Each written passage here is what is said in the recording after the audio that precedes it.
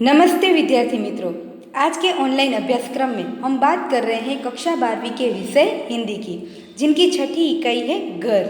आज हम इस गद्य कृति का अभ्यास करने वाले हैं। तो देखते हैं कि यह जो गद्य है वे लिखा है डॉक्टर भोलाभाई पटेल ने, और इस गद्य का साहित्य प्रकार है निबंध। तो डॉक्टर आलोक गुप्ता ने इस गद्य का हिंदी भाषा में अनुवाद किया है। सबसे पहले हम लेखक का परिचय देखेंगे और उनके बाद इस गद्य की समझूती प्राप्त करेंगे। देखते हैं लेखक का परिचय। डॉक्टर भोलाभाई पटेल गुजराती भाषा के साहित्यकार हैं। उनका जन्म गुजरात के महेसाणा के निकट सोजा गांव में हुआ था। तो बनारस यूनिवर्सिटी से हिंदी, संस्कृत और प्राचीन भारतीय संस्कृति के विषय में उन्होंने बीए की उपाधि यानी कि डिग्री प्राप्त की थी। तो गुजरात यूनिवर्सिटी में हिंदी विभाग के वे प्रोफेसर थे। तो अब बात करते हैं उनके साहित्य सर्जन की। तो अधुना, विदिशा, कांचनजंगा, अग्निय, एक अध्ययन आदि उनकी प्रमुख रचनाएं हैं। तो उनको कई पुरस्कारों से सम्मानित भी किया गया है, जैसे गुजराती साहित्य सभा की ओर से रणजीत राम सुवर्ण चंद्रक, हिंदी साहित्य सेवा सम्मान का श्री स्वामी सच्चिदानंद सम्मान तथा भारत सरकार ने भी पद्मश्री से उन्हें सम्मानित किया है। इस तरह हम कह सकते हैं कि लेखक को कई साहित्य पुरस्कारों से सम्मानित भी किया गया है। तो अब बात करते हैं उनके प्रस्तुत गद्य के शीर्षक की, जिनका नाम है घर। घर का प्रत्येक मनुष्य के साथ निकट और गहरा संबंध रहता है। तो घर किसे कहते हैं उनके बारे में हम जानें। सीमेंट, माटी, पत्थर से बने घर को सिर्फ हम घर कह सकते हैं? नहीं। घर तो परिवार के सदस्यों के बीच आत्मीयता, स्नेह एवं संबंध से बनता है।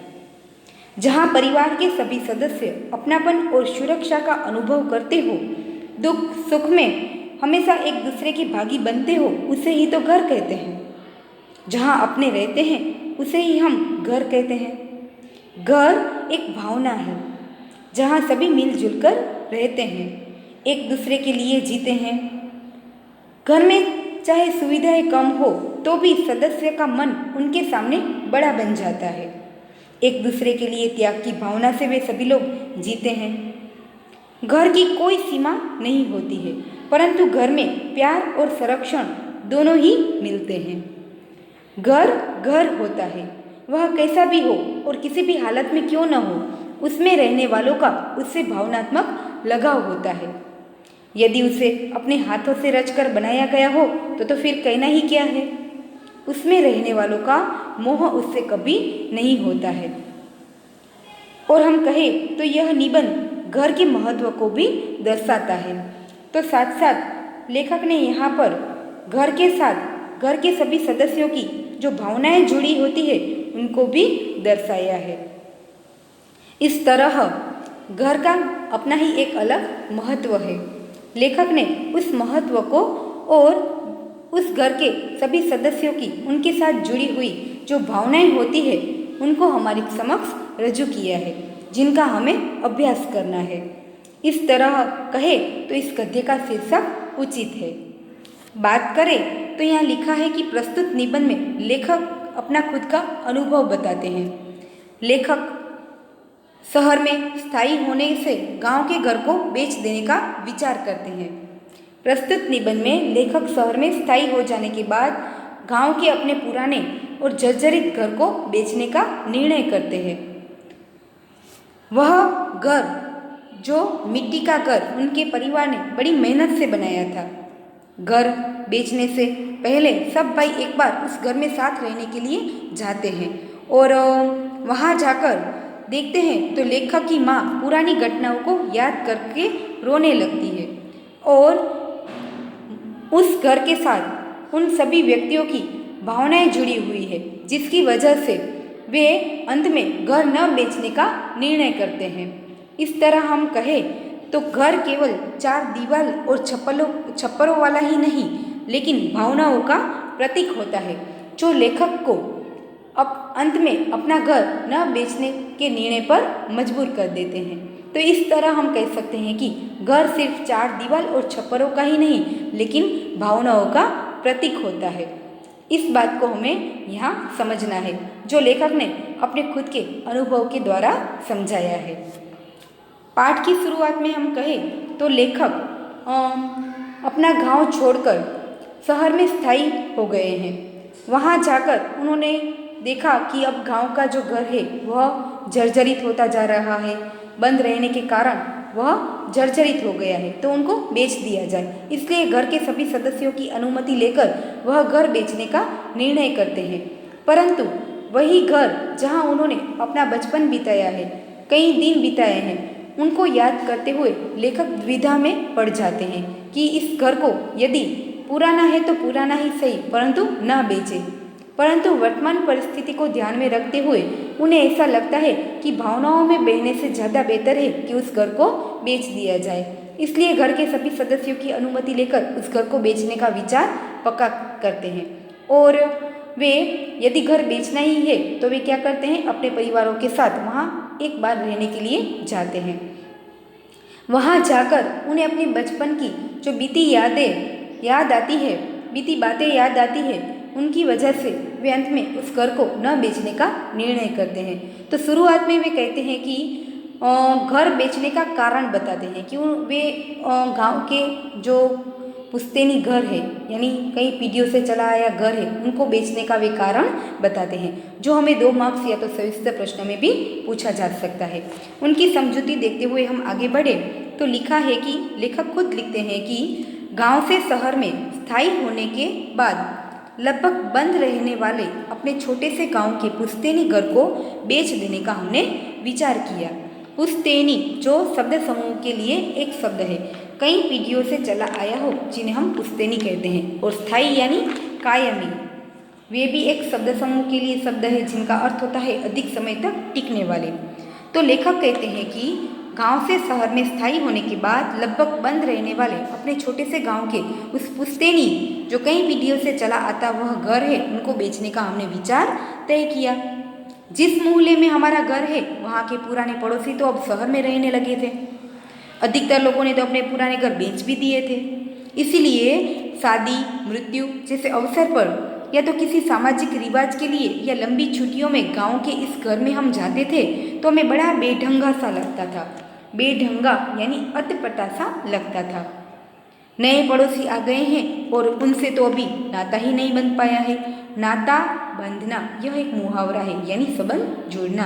वे कहते हैं कि उस गांव के पुराने पड़ोसी तो अब शहर में रहने लगे हैं और जो नए पड़ोसी आए हैं उनसे तो हमारा कोई अभी नया रिश्ता नहीं बना है। वे हमें भी आगंतुक ही मानते हैं। आगंतुक यानी अचानक आने वाले अजनबी के रूप में ही पहचानते हैं। इसीलिए उस घर को रखने का अब कोई आकर्षण नहीं रहा था। हमें 2 मार्क्स के प्रश्न में पूछा जा सकता है कि लेखक का जो गांव का घर है वह रखने का आकर्षण उन्हें क्यों नहीं लगता है। तो लेखक खुद बताते हैं कि बंद रहने के कारण वे घर बिल्कुल जर्जरित हो गया था और उनके पुराने गांव के पुराना जो घर है, उनके आसपास रहने वाले जो परिचित पड़ोसियों थे वे भी तो शहर में रहने लगे थे।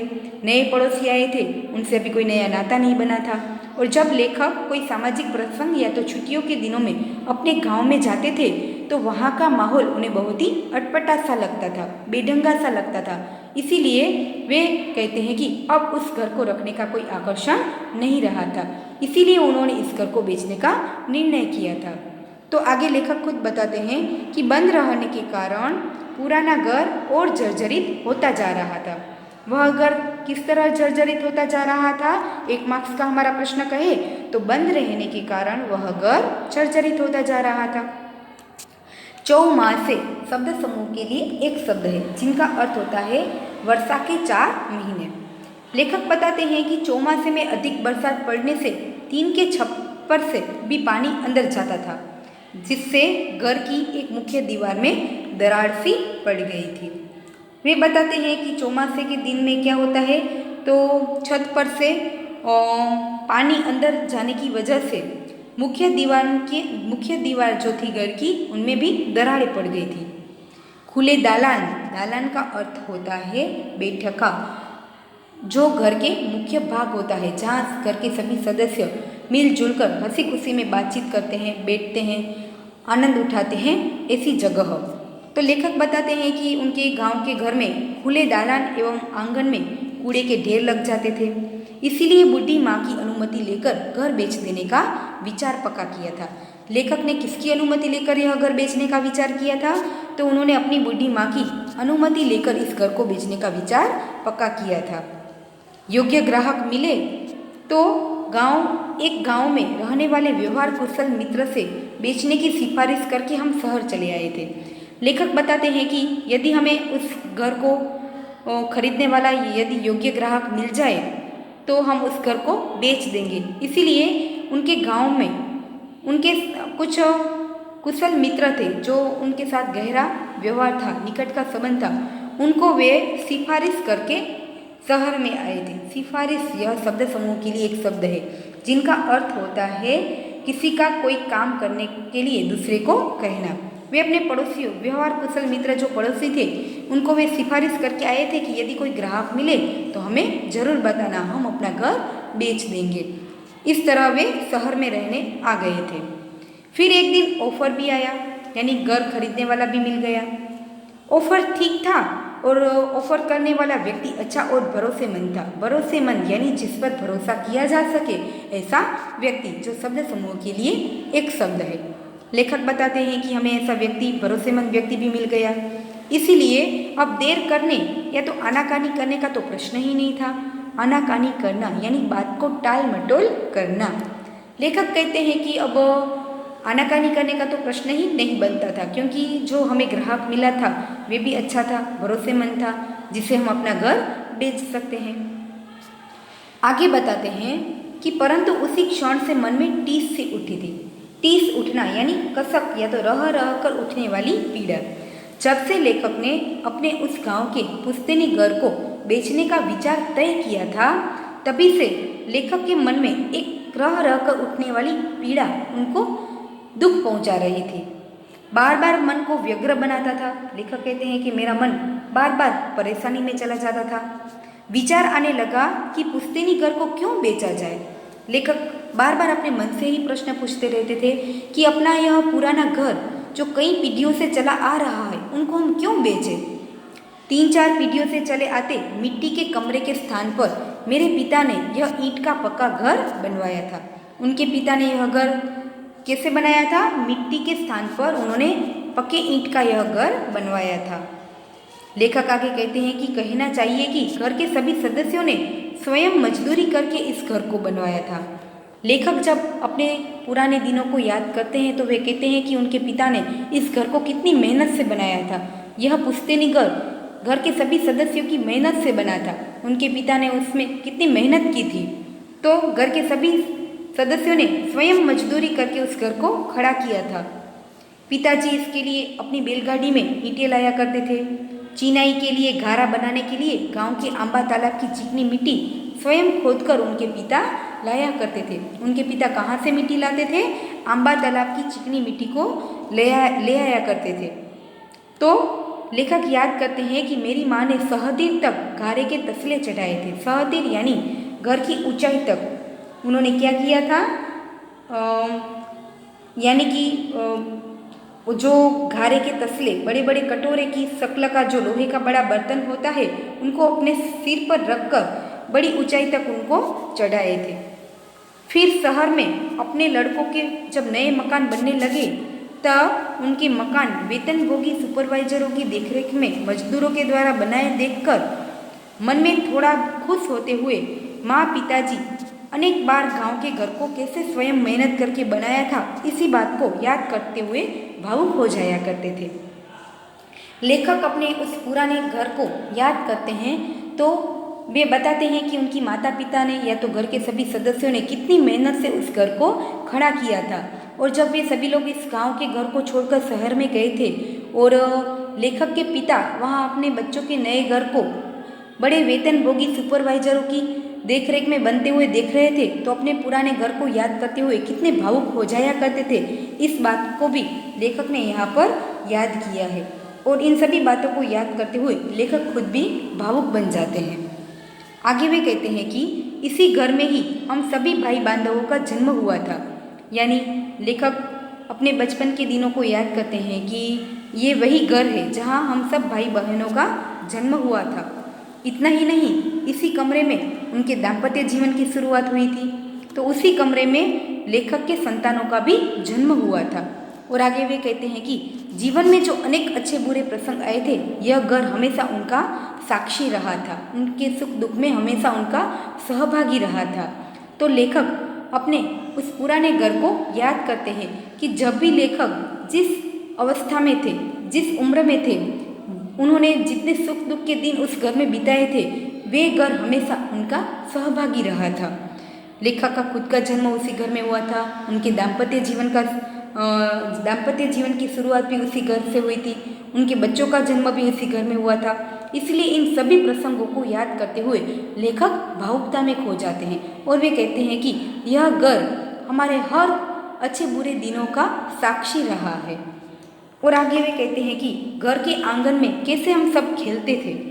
एक दिन उस आंगन को पार कर कंधे पर थैला लटकाकर गांव की पाठशाला में पढ़ने के लिए भी गए थे।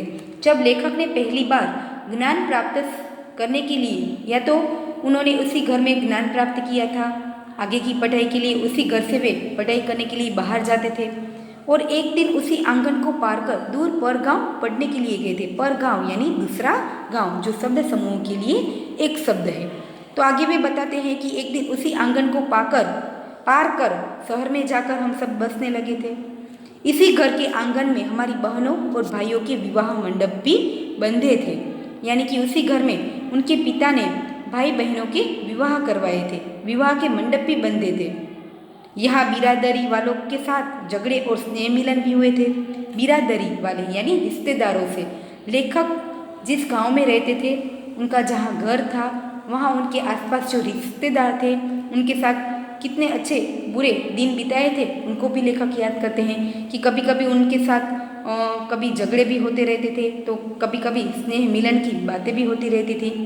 आगे वे कहते हैं कि यही पड़ोसियों के साथ ऊंची आवाज़ में बोलचाल की भाषा हुई थी, और जाड़ों में यानी कि ठंडी के दिनों में अलाव यानी आग के पास बैठकर मधुर विश्रम्भ कथाएं भी हुई थी। विश्रम्भ कथाएं यानी कभी न भूलने वाली ऐसी कथाएं भी हुई थी।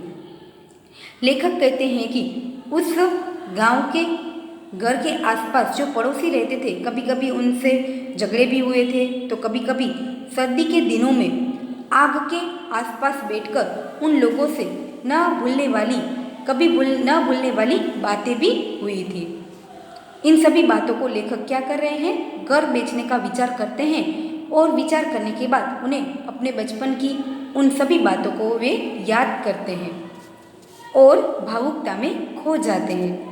तो बाद में वे बताते हैं कि इसी आंगन में हमारे परिवार के कुछ और सदस्य थे, जो हमेशा उनके सदस्य के रूप में, घर के सदस्य के रूप में ही उनके साथ उनकी भावनाएं जुड़ी हुई थी। वे कौन थे? भैंस, बढ़िया, आगे वे बताते हैं कि बैल, बछड़े बांधे जाते थे।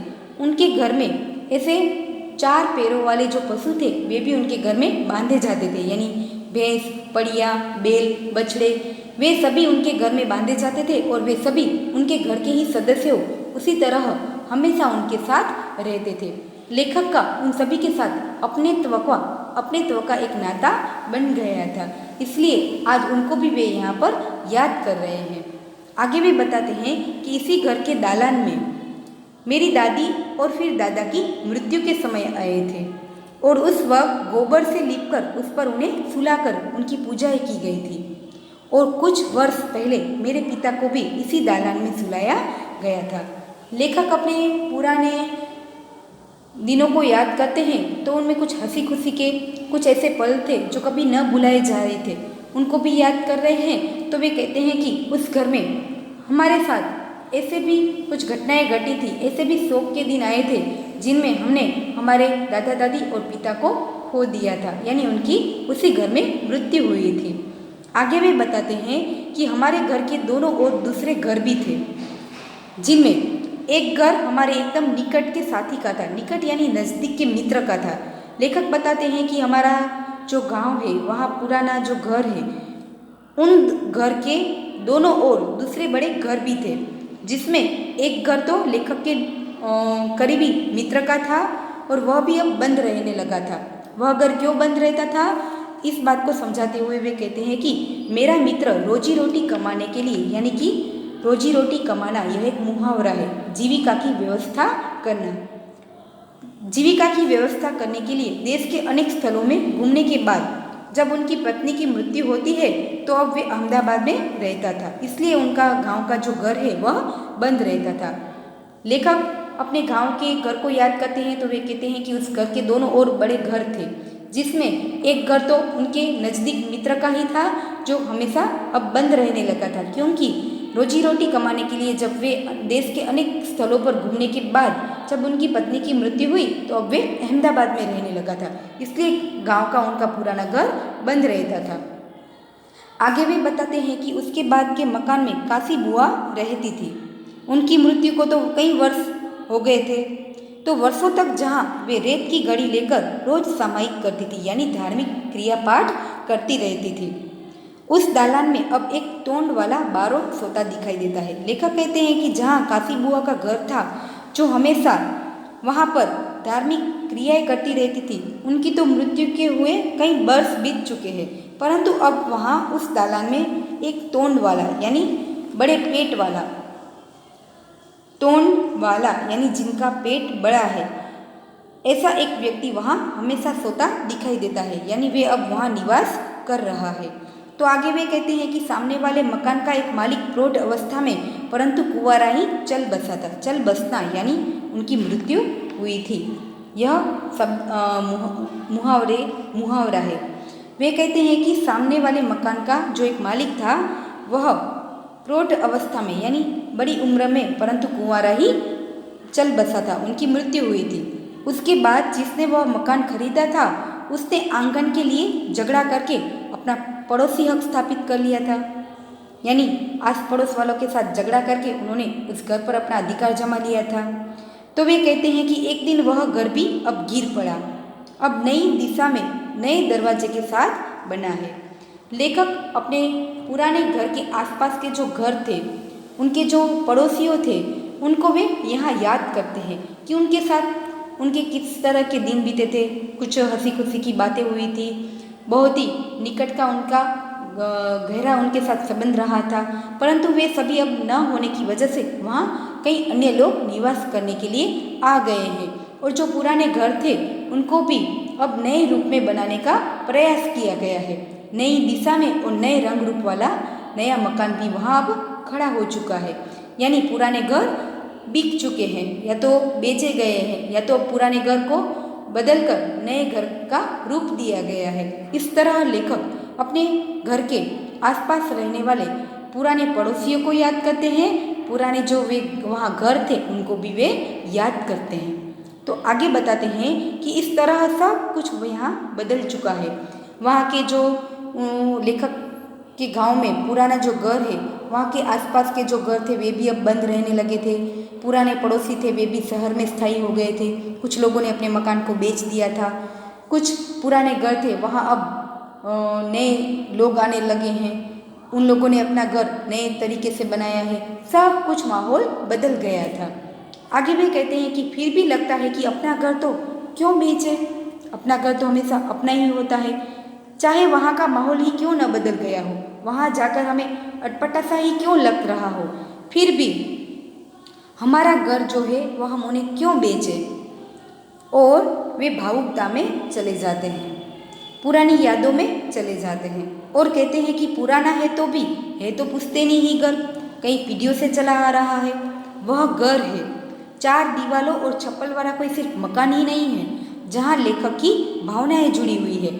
उनके घर के सभी सदस्यों की उस घर के साथ एक तरह की भावनाएं जुड़ी हुई है, इसलिए वे कहते हैं कि पुराना है तो पुराना ही सही, परंतु कई पीढ़ियों से चला आता उस घर को हम क्यों बेचें।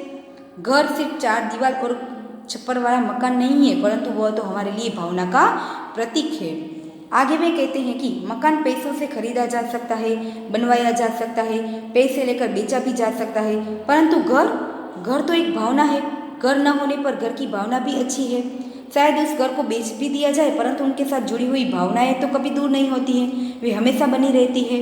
इसलिए वे कहते हैं कि वह घर सिर्फ पैसे देकर खरीदा या बनवाया नहीं जा सकता, उनको नए रूप नहीं दिया जा सकता, उनकी नई भावनाओं को नहीं बसाया जा सकता, उनकी जो पुरानी भावना है उनको कभी नहीं भुलाया जा सकता। इसलिए उन्होंने कहा कि वह घर सिर्फ पैसे देकर खरीदा या बनवाया नहीं जा सकता, जो भावनाओं का प्रतीक है। इसलिए लगने लगा है कि भले ही घर पुराना होता जाए, जीर्ण होता जाए, भले ही गिर पड़े, परंतु वह घर हमेशा वैसा का वैसा ही बना रहे, उनको हमें बेचना नहीं है। आगे वे कहते हैं कि दूसरी ओर मन दूसरा तर्क करता है। यहाँ लेखक द्विधा में पड़ जाते हैं। कभी कभी व्यक्ति का मन कहीं द्विधा में चला जाता है, उनका मन कुछ कहता है, दिल कुछ और कहता होता है, इसलिए वे असमंजस में पड़ जाते हैं कि अब क्या किया जाए। उसी तरह लेखक भी यहाँ द्विधा में पड़ जाते हैं। उनका मन कुछ कहता है, उनका दिल कुछ कहता है, इसलिए वे तय नहीं कर पाते हैं कि इस घर को बेचा जाए या तो वैसा का वैसा ही रखा जाए। वे कहते हैं कि दूसरी ओर मेरा मन तर्क करता है, विचार करता है कि यह सब तो भावुकता है। यदि गांव में जाना ही न हो तो वहाँ घर रखने का क्या अर्थ है? हम कभी उस घर में वापस जाने ही वाले नहीं हैं, तो अब इस घर को रखने का कोई कारण ही नहीं है। अच्छे पैसे मिल रहे हैं, इतने पैसे फिक्स डिपॉजिट में रखे तो भी आगे उन्होंने बात को अधूरा छोड़ दिया है। वे कहना चाहते हैं कि यदि उस घर में वापस जाना ही नहीं है, रहना ही नहीं है, तो अब इस घर को रखने का कोई कारण नहीं है, परंतु इस घर को बेच दिया जाए तो अधिक पैसे मिलेंगे। अधिक पैसे को फिक्स डिपॉजिट में रख देंगे तो भविष्य में वे कभी न कभी उनके लिए वे पैसे उपयोगी भी बन सकते हैं। इसीलिए वे कहते हैं कि न बेचने का विचार तो मेरा सिर्फ भावुक ही है, परंतु वर्तमान स्थिति को देखा जाए तो उस घर से मिलने वाले पैसे उनके लिए कभी भी उपयोगी बन सकते हैं। आगे वे कहते हैं कि अंत में निकाल देने का ही निर्णय ले लिया। लेखक जो बीच में पुरानी बातों को याद करते हुए भावुकता में खो गए थे और घर न बेचने का विचार कर रहे थे, उसी तरह वे अंत में निर्णय लेते हैं कि नहीं, अब घर को बेच ही देना है। परंतु वे सोचते हैं कि यदि घर बेचना ही है तो हम सब भाइयों ने एक बार सपरिवार अपने उस घर में कुछ दिन एक साथ रहने के लिए सोचा। उन लोगों ने सोचा कि अब घर रहेगा ही नहीं तो हम क्यों अपने पुरानी बातों को कुछ दिनों के लिए याद कर ले, आनंद उठा ले। इसलिए वे पुराने घर में कुछ दिनों के लिए सब परिवार वहाँ जाते हैं। हमेशा के लिए निकाल ही देना है तो एक बार उस घर में सब एक साथ रह लेते हैं। इस विचार करके वे अपने पुराने गांव में पुराने घर की ओर जाते हैं और वहाँ रहते हैं। और फिर लंबे समय के बाद वह बंद घर खुला। वह घर कैसा था? बंद रहता था। तो वह कैसा घर खुला? बंद घर खुला। देखते देखते छोटे बड़े परिवारजनों से वह सूना घर गूंजने लगा।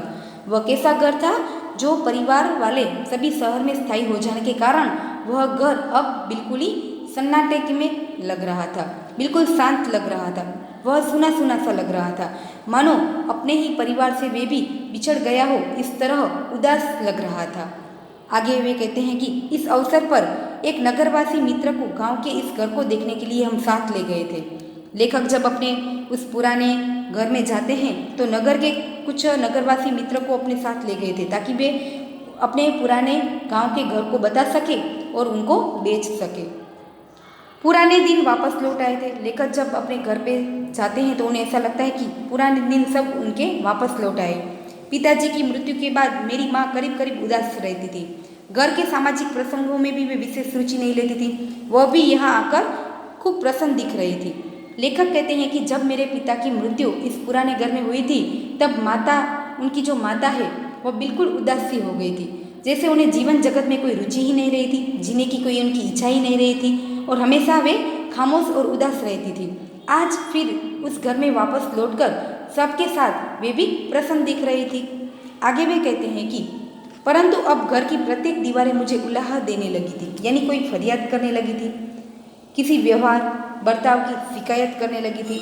जब लेखक इतने दिनों से उनके साथ नहीं रहे थे तो मानो उनके बगैर उनको भी अच्छा नहीं लगा हो, इस तरह कई दिनों के बाद आने के बाद लेखक से फरियाद कर रही हो, उसी तरह उन्हें लग रहा था। तो आगे वे कहते हैं कि दालान में जहाँ मैं हमेशा बैठता था, जहाँ बैठकर पहली बार मैंने ककहरा यानी पढ़ना लिखना आरंभ किया था और जहाँ बैठकर छुट्टियों में मैं उच्च शिक्षा के ग्रंथ पढ़ता था, वहीं जाकर मैं बैठ गया। लेखक जब अपने उस गांव के पुराने घर में पहुंचते हैं अपने सपरिवार के साथ, तो वहां जाकर उन घर के सभी सदस्य अपने अपने कमरों में घूमने लगते हैं। वहां उस घर के सभी कमरों में वे पहुंच जाते हैं। लेखक भी उस घर के कमरे में पहुंचते हैं तो लेखक जैसे ही उस घर में प्रवेश करते हैं उन्हें ऐसा महसूस हुआ मानो घर की दीवारें उन्हें फरियाद कर रही है कि कितने दिनों के बाद यहाँ आए हो और अब भी आए हो तो इस घर को हमेशा के लिए छोड़कर जाने वाले हो।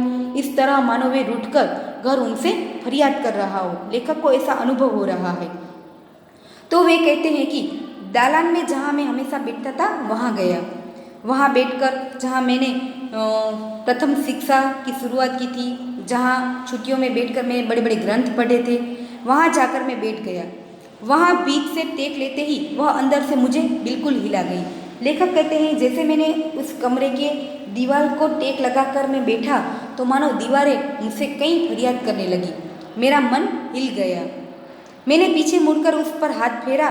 वह कह रही थी, एक तो इतने दिन बाद आए हो और अब हमेशा के लिए देश देश करके लेखक ने अपने मन के दुख को यहाँ प्रकट किया है, यानी दीवारों के दुख को प्रकट किया है। लेखक कहते हैं कि यहाँ लेखक ने अलंकारिक भाषा में प्रयोग किया है।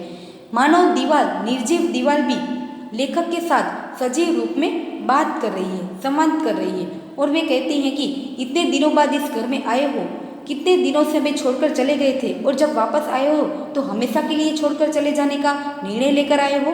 इस तरह मानो निर्जीव दीवार भी सजीव होकर व्यक्ति की तरह लेखक से फरियाद कर रही थी। आगे लेखक कहते हैं कि मैं व्यग्र हो गया। लेखक कुछ समझ नहीं पा रहे थे कि उनके साथ क्या हो रहा है। इस घर को बेच दिया जाए, रखा जाए, इस असमंजस में वे पड़ जाते हैं और व्यग्र हो जाते हैं, दुखी हो जाते हैं। आगे वे बताते हैं कि आंगन में खाट बिछाकर बैठ गया। उनका मन बहुत ही विचलित हो गया। जब उन्होंने देखा कि घर की दीवारें भी उनसे फरियाद कर रही है, उनका मन दुखी हो जाता है, तो वे वहाँ से खड़े होकर आंगन में खाट बिछाकर बैठ जाते हैं। अब वहाँ खाली नाद ही था। नाद यानी सिर्फ आवाज़ ही सुनाई दे रहा था। बीती बातों का सिर्फ उन्हें आवाज़ ही सुनाई दे रहा था। वहाँ खूंट थे जहाँ पर पशुओं को बांधा जाता है। लेखक कहते हैं कि हमारे घर में आंगन में जहाँ पशुओं को बांधा जाता था वह सिर्फ खूंट ही बची रही थी, परंतु ढोर डांगर वहाँ नहीं थे। ढोर डांगर यानी 4 पैर वाले जो पशु होते हैं उन्हें कहा जाता है। उनके घर में जो भैंस, बढ़िया, बैल, बछड़े जो खूंट से बांधे जाते थे, वहाँ पर अब सिर्फ उन लोगों की सिर्फ आवाज़ें ही थी। खूंट थे परंतु ढोर डांगर अब वहाँ नहीं थे। परंतु उस ओर देखते ही मानो वे सब एक साथ रंभाने लगे थे। लेखक कहते हैं कि आज मैं जहाँ अपने घर के आंगन में बैठा हूँ, ढोर डांगर तो नहीं है, परंतु उनकी पुरानी बातें, उनकी आवाज़ आज भी मुझे उसी तरह सुनाई दे रही है। मैं एकदम खड़ा हो गया, बहुत ही विचलित हो गया। शून्य आंखों में भरा हुआ आंगन देखता रहा। लेखक कहते हैं कि मानो सब कुछ मुझसे छूट गया हो। इस तरह वे शून्य आंखों से अपने घर को देख रहे हैं। घर की वह खपरेल, जो नारियल खपरेल यानी कि हम कहें तो एक तरह से जो खजूर की पत्ते होते हैं उनसे छत को बनाया जाता है, उनको कहा जाता है। वे कहते हैं कि घर की खपरेल, कितने सारे चौमासे में मैंने इसका संगीत सुना है। घर के छत पर जो खपरेल लगा रखी थी उस पर जब चौमासे में पानी की बूंदें गिरती थी तो एक अलग ही तरह का मधुर संगीत सुनाई देता था। लेखक कहते हैं कि जब उस खपरेल को वे देखते हैं तो उन्हें चौमासे के दिन याद आ जाते हैं। वे कहते हैं कि चौमासे के दिनों में जब इस खपरेल पर पानी की बूंदें गिरती थी तो किस तरह संगीत सुनाई देता था, मधुर संगीत सुनाई देता था। लेखक उनको भी यहाँ पर याद करते हैं। आगे वे कहते हैं कि यहाँ तोरण के बीच नीचे मेरी बहनें के विवाह मंडप बंधे थे और वहाँ पर वे बैठी थी और यहीं पर दादा दादी और पिताजी की अर्थियाँ भी बंधी थी, यानी उनकी मृत्यु हुई थी। ऐसा लगा जैसे मेरा गला रुंध गया हो। गला रुंध जाना यानी लेखक कुछ बोल नहीं पाते थे, उनका मन बैठ गया था। एक और वे घर को बेचने का विचार करके इस घर में आए थे, सब परिवारों के साथ हंसी खुशी में अंतिम दिनों में उस घर में अपने दिन बिताने आए थे। परंतु जैसे ही वे इस घर में आते हैं तो उन्हें पुरानी बातें याद आ जाती हैं और लेखक भावुकता में खो जाते हैं और उनका मन, उनका दिल बैठ जाता है और उन्हें लगता है कि चाहे यह घर भले ही टूटता जाए, जर्जरित होता जाए, गिर क्यों ना पड़े, परंतु अपना यह पुराना घर नहीं बेचना चाहिए। इस तरह वे भावुकता में खो जाते हैं और उनका मन दुखी हो जाता है। आगे वे कहते हैं कि घर के अंदर के कमरे में मैं गया। बंद जर्जरित कमरा अधिक मुखर लगा। लेखक कहते हैं कि फिर मैं आंगन के बाद घर के अन्य कमरे में गया तो वह बंद जर्जरित कमरा मानो अधिक बोलता हुआ आज नजर आ रहा था। पिछली दीवार की एक जाली से थोड़ा प्रकाश आ रहा था। और आगे वे कहते हैं कि एक समय वह कमरा अनाज भरने की मिट्टी की कोठियों से भरा रहता था, जहाँ कहीं अनाज के भरे पिटोरे रखे जाते थे। वह सब तो कब का निकाल दिया गया था, परंतु अभी भी कोने में दही बिलोने की एक बड़ा मटका रखा गया था। खूंटी पर बड़ी रुई लटकी हुई थी, यानी मथनी, दही को मथने की जो रुई होती है वे आज भी उसी तरह लटकी हुई थी। मैं यहीं जन्मा था। लेखक कहते हैं कि उस घर में जहाँ अनाज रखने के पिटारे रखे जाते थे, जहाँ दही बिलोया जाता था, उसी जगह पर मेरा जन्म हुआ था और मेरी संतानों का भी वहीं जन्म हुआ था। अब और फिर वे विचारों में खो जाते हैं, दुखी हो जाते हैं। अपने जन्मे हुए उस कमरे को, अपने बच्चों का जहाँ जन्म हुआ था उस जगह को वे याद करते हैं और फिर भावुकता में खो जाते हैं। आगे वे कहते हैं कि बीच के खंड में जहाँ हम खाना खाते थे, वहाँ से होकर फिर दालान में आता हूँ, जहाँ बैठकर सभी घर के सभी सदस्य खाना खाते थे, एक दूसरे से बातचीत करते थे। उस दालान में वे पहुँचते हैं तो उन्होंने जाकर देखा कि उनकी माँ अकेली बैठी उस दालान में रो रही थी। जब सब परिवार के साथ वे इस घर में वापस आए थे, सभी सदस्य अपने अपने कमरे में जाकर अपनी पुरानी बातों को याद करते हुए आनंद उठा रहे थे। लेखक भी घर के सभी कमरे में जाकर अपनी पुरानी बीती बातों को याद कर रहे थे। और जैसे ही वे वहाँ जहाँ बैठकर सभी लोग खाना खाते थे, दालान में बैठकर बातें करते थे, वहाँ लेखक पहुँचते हैं तो उन्होंने देखा कि उनकी माँ अकेली बैठी बैठी रो रही थी। सब इस समय इधर उधर था। देखता हूँ कि बूढ़ी माँ रो रही है। माँ को कम दिखाई देता है, कम सुनाई देता है। लेखक की माता की उम्र बढ़ गई थी, इसलिए उन्हें कम सुनाई देता था, कम दिखाई देता था। परंतु उन्होंने देखा कि उनकी माँ बैठी बैठी अकेली रो रही थी। अब अधिक दिन निकाल सके ऐसा भी उनको नहीं लगता था, मानो उनकी माता की मृत्यु भी करीब हो ऐसी उनकी उम्र दिख रही थी। मैंने पास जाकर पूछा, यह क्या, तू रो रही है माँ? लेखक उनको रोता देखकर दुखी हो जाते हैं और तुरंत उनके पास पहुंचकर उन्हें पूछ लेते हैं कि तुम रो रही हो? और वह जोर से रो पड़ी। लेखक ने एहसास किया कि जैसे ही उनको पूछा गया कि तू रो रही हो तो उनकी माता फुट फुट कर रो पड़ी। यह घर, बस इतना ही बोल पाई और उनकी आंखों में आंसू आ गए और हिचकियां भरते हुए वे सिर्फ इतना ही बोल पाई कि यह घर। आगे उन्होंने अपनी बात को अधूरा छोड़ दिया, यानी वे कहना चाहती थी कि जब तक मैं जिंदा हूँ इस घर को मत निकालो। पिताजी के अवसान के समय भी वे नहीं रोई थी, उतना माँ आज इस समय रो रही थी। लेखक ने अनुभव किया कि जब उनके पिता की मृत्यु हुई थी तो घर की जिम्मेदारी उन पर आने से, वह बोझ उन पर आने से वे बहुत ही घबरा गई थी और उस समय नहीं रो पाई थी, इतना वे आज रो रही थी। धीरे धीरे हिचकियों के बीच उसने कहा, यह घर मैं जी रही हूँ तब तक मत निकालो। यह विधान कौन बोल रहा है? लेखक की माता बोल रही है और वे कहती हैं कि मैं अब कुछ दिनों की ही मेहमान हूँ, यानी कि कुछ दिनों के मेहमान होना यानी मृत्यु भी मेरी करीब है, फिर तुम लोग जो चाहे वो करना। देश देश करके उन्होंने फिर बात को अधूरा छोड़ दिया। लेखक की माता की इच्छा थी कि उस घर को न बेचा जाए, इसलिए वे कहती है कि जब तक मैं जीवित हूँ इस घर को मत निकालो, मैं मृत्यु के करीब हूँ, मेरी मृत्यु के बाद आपको जो करना है वे कर सकते हो। आगे वे कहते हैं कि परंतु माँ, तूने ही तो कहा था। लेखक अपनी माता से कहते हैं कि तूने ही तो इस घर को बेचने के लिए हाँ कहा था। आगे उनकी माता कहती है कि कहा होगा, परंतु वापस यहाँ आने के बाद फिर वे कुछ नहीं बोल पाती है और भावुकता में खो जाती है। नहीं, इसे तुम मत बेचो, आखिर सिर्फ इतना ही कह पाती है। उसका रोना बंद नहीं हो रहा था। लेखक अपनी माँ को रोता हुआ देखकर वे भी दुखी हो जाते हैं। माँ को रोता देखकर मुझे दुख हुआ परंतु आनंद विशेष हुआ। लेखक कहते हैं कि मेरी माता को जब मैंने रोककर सुना कि इस घर को मत बेचो, तब लेखक दुखी तो होते हैं परंतु उन्हें विशेष आनंद होता है। ऐसा क्यों उन्हें आनंद हुआ? तो लेखक को लगा कि उसका हृदय अभी जीवन थे, उसे अभी जगत जीवन में रुचि है। हम तो मान बैठे थे कि अब तो माँ बस अपने दिन ही गिन रही थी, परंतु घर के प्रति उनका यह गहरा राग यानी प्रेम देखकर लेखक को बहुत ही आनंद हुआ।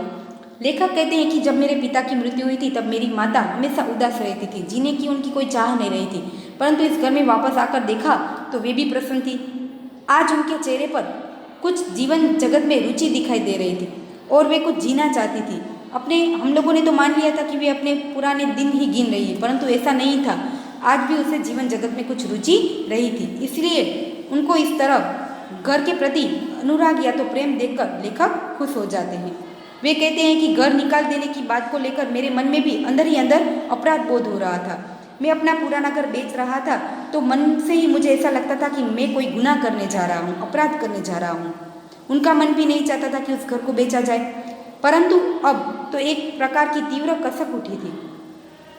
मन में एक पीड़ा उठी थी। घर को सभी की सहमति से बेचने का निर्णय लिया था। इकरारनामा भी हो चुका था, लेकिन उस दिन के प्रत्येक सदस्य घर की बात से निकलते ही मौन हो जाया करते हैं। लेखक कहते हैं कि घर बेचने की बात से पीड़ा तो हो रही थी, परंतु जिस दिन हमने घर बेचने का विचार किया उसी दिन से घर के सभी सदस्य उदास रहते थे, हमेशा मौन दिखाई देते थे। आगे वे कहते हैं कि इतने में छोटा भाई मकान खरीदने वाले के साथ उस घर में आता है, क्योंकि वे सभी लोग शहर से किसी एक मित्र को अपने साथ लेकर आए थे ताकि इस घर को उनको बेच दे। इसलिए लेखक का छोटा भाई क्या करता है, मकान खरीदने वाले को लेकर अपने साथ घर में आता है। घर के अन्य सदस्य भी एकत्र होकर माँ के आसपास बैठ जाते हैं। उन सब ने देखा कि माँ रो रही थी, घर न बेचने का निर्णय ले रही थी। तब सभी लोग उनके पास जाकर बैठ जाते हैं, माँ को समझाने का प्रयत्न करते हैं कि हम अधिक सुविधा वाला नया मकान इसी गांव में इसी जगह पर बनाएंगे। इसी घर के पैसों से तुम कहोगी वैसा हम इस घर को बना देंगे, और अपनी माँ को अधिक समझाने का प्रयत्न करते हैं। यह विधान अधूरा छोड़ दिया है लेखक ने। लेखक कहते हैं कि हम घर के सभी सदस्य ने साथ मिलकर इस घर को बेचने का विचार किया था, परंतु जिस दिन विचार किया सभी का मन दुखी रहता था। आज जब मकान खरीदने वाला आ पहुंचा है तब घर के सभी सदस्य माँ के पास जाकर बैठ जाते हैं और सोचते हैं कि शायद इस घर को ना ही बेचा जाए। तो लेखक अपनी माता को समझाने का प्रयत्न करते हैं, घर के सभी सदस्य उनको समझाने का प्रयत्न करते हैं कि इसी जगह पर हम नया घर नए रूप ढंग से बनाएंगे, इसी घर के पैसे से बनाएंगे, आप कहेंगे वैसा ही बनाएंगे। परंतु इस बात को सुनकर उनकी माता ने क्या कहा, जो हमें एक मार्क्स के विकल्प में पूछा जा सकता है। उनकी माता ने अंत में कहा कि मैंने इस घर को सहती तक ईंटें चढ़ाई है। तुम्हारे पिता ने कितनी उमंगों से उत्साह से इस घर को बांधा है, इसलिए मेरे जाने के बाद भगवान करे कि तुम लोग मकान बनवाओ। परंतु यह घर तो धीरे धीरे उन्होंने कहना छोड़ दिया। माता की इस इच्छा, माता की इस घर के प्रति भावना या तो लगाव को देखकर लेखक का छोटा भाई समय की नजाकता को समझ जाता है, यानी सुकुमार को समझ जाता है कि लेखक की माता को आज भी इस घर के प्रति लगाव है, आज भी उसे इस घर में जीने की इच्छा है। वे इस घर को नहीं बेचना चाहती है और अपनी पुरानी बातों को बिकते हुए नहीं देखना चाहती है, उनको बेचते हुए नहीं देखना चाहती है। इसलिए उनका छोटा भाई समझ गया और उसने मकान खरीदने वाले से कहा। किसने मकान खरीदने वाले से कहा? लेखक के छोटे भाई ने उस मकान खरीदने वाले से कहा कि भाई कुछ समय रुक जाओ, यह घर देंगे तब तुमको ही देंगे, जो हम एक मार्क्स के विकल्प में भी पूछा जाता है। लेखक के छोटे भाई ने उस मकान खरीदने वाले से कहा कि भाई तुम कुछ समय के लिए रुक जाओ, जब भी हम इस घर को बेचेंगे तब तुमको ही देंगे। लेखक कहते हैं कि मैंने देखा कि हम सब की छाती पर से कोई पत्थर हट गया, कोई एक बोझ ही चला गया। मन से तो कोई नहीं चाहते थे कि इस घर को बेचा जाए, और वे बात सही हो जाने पर मानो लेखक का बोझ हल्का हो गया, उनका मन हल्का सा हो गया, वे खुश हो गए। बरसात के बाद खुले आकाश जैसा माँ का मुंह देखकर मानो जर्जरित घर भी हंस रहा था। लेखक कहते हैं कि जब बरसात के दिन में बरसात गिरने के बाद जिस तरह आकाश खुला हो जाता है, उसी तरह घर न बेचने के विचार से लेखक की माता का मुंह प्रसन्नता से खिल गया, और मानो उनको सबको आनंदित देखकर जर्जरित निर्जीव घर भी इस बात से आनंदित हो उठा हो और घर के सभी सदस्य के सामने मानो अपनी खुशी प्रकट कर रहा हो। इस तरह वे घर भी हंसने लगा। बंद घर सदस्य के आने से जो मुखरित हुआ था और दुखी था, आज घर न बेचने के निर्णय से वह निर्जीव घर भी मानो घर के सभी सदस्यों के सामने हंस रहा था। लेखक ने यहाँ निर्जीव घर को सजीव के रूप में बताया है और अलंकारिक भाषा का प्रयोग किया है। और अंत में वे कहते हैं कि अदृष्ट जिसको कभी देखा ना जा सके, लुप्त हो, ऐसे गृह देवता की प्रसन्नता का स्पर्श सभी को हुआ। मानो घर हंस रहा था, जिनको कभी छुआ भी नहीं है, फिर भी उनकी खुशी घर के सभी सदस्य को नजर आई और वे सब घर के सभी सदस्य भी घर न बेचने के निर्णय से प्रसन्न हो गए, आनंदित हो गए, और उनकी माता भी प्रसन्न हो गई। इस तरह लेखक यहाँ पर अपने उस गांव के पुराने घर के साथ जुड़ी हुई भावनाओं को प्रदर्शित करते हैं और वे कहते हैं कि लेखक का मन भी उस घर के साथ जितनी भावनाओं से जुड़ा हुआ था, घर भी उन सभी सदस्यों के साथ उसी भावना से जुड़ा हुआ था। इसीलिए यही भावना है घर के प्रति जो उनको अंत में घर न बेचने के विचार को मजबूत बना देती है। इस तरह विद्यार्थी मित्रों, लेखक के अनुभव से हम कह सकते हैं कि घर केवल चार दीवार और छप्पर वाला ही नहीं होता है। घर तो सही अर्थ में भावनाओं का प्रतीक होता है और वे भावनाएं कभी उनसे छूट नहीं पाती है। इसी तरह हमने यहाँ पूरे गद्य का सारांश देखा है। तो इस तरह हम कहें कि प्रत्येक मनुष्य का अपने अपने घर के साथ निकट और गहरा संबंध जुड़ जाता है, उनके साथ एक भावनाएं जुड़ जाती है जो उनसे कभी दूर नहीं हो पाती है। इस तरह हमने घर के महत्व को भी यहाँ पर समझा है कि प्रत्येक मनुष्य के लिए उनके जीवन में घर का क्या महत्व है। तो विद्यार्थी मित्रों, यह इकाई यहाँ समाप्त होती है। हमने पूरे गद्य का भावार्थ या तो सार देखा है। अब आप क्या करेंगे, एक बार इस गद्य को पढ़ लेंगे और उनके बाद इस गद्य के जितने भी स्वाध्याय के प्रश्न हैं वे हम हमारी नोटबुक में लिखेंगे। नमस्ते, थैंक यू।